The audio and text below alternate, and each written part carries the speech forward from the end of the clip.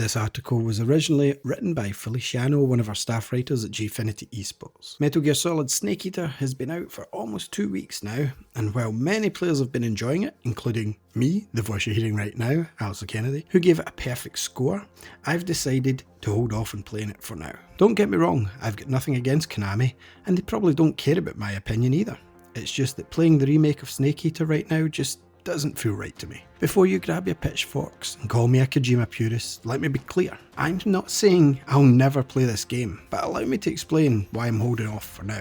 It goes without saying that Metal Gear Solid Snake Eater is one of my favourite PlayStation 2 games of all time. It's right up there with Kingdom Hearts 2 and the original Persona 4. The pure awe that I felt when I first booted it up still lingers in my mind years later. From facing the Cobra unit, to watching Ocelot show off his revolver tricks, to uncovering all the hidden Easter eggs that Kojima scattered throughout the game, like spotting the Sorrow lurking in the cutscenes. It was an unforgettable experience that deepened my appreciation for video games as a whole.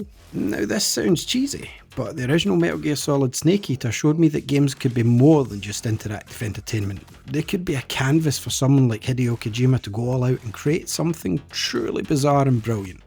Just look at Death Stranding for proof of that. One of the main reasons why I'm holding off playing Metal Gear Solid Delta is that there's nothing truly new here for me.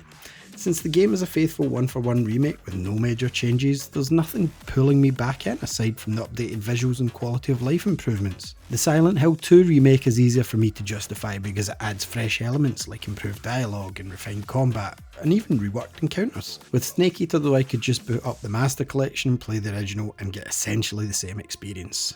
Just with visuals that are a bit rough around the edges these days. And honestly, spending $70 for what feels like the same game with fancier graphics is a bit too expensive for me right now.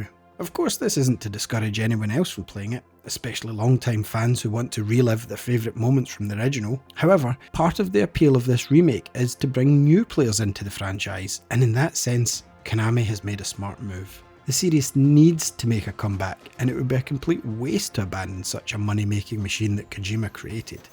Still, having new players experience Metal Gear Solid Snake Eater for the first time without Kojima's presence feels a little off. They don't get the chance to share the experience with the man who brought this world to life, which, in a way, turns the franchise into a shell of its former self without its original creator.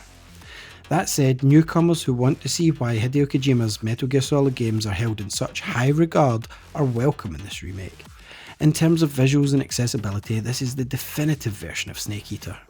The game has been completely rebuilt with modern lighting and overall better polish while keeping all the iconic features intact, like its stealth mechanics, mini-games, codec conversations and so much more. The faithful one-to-one recreation also gives new fans a chance to truly feel the madness that Kojima poured into this game.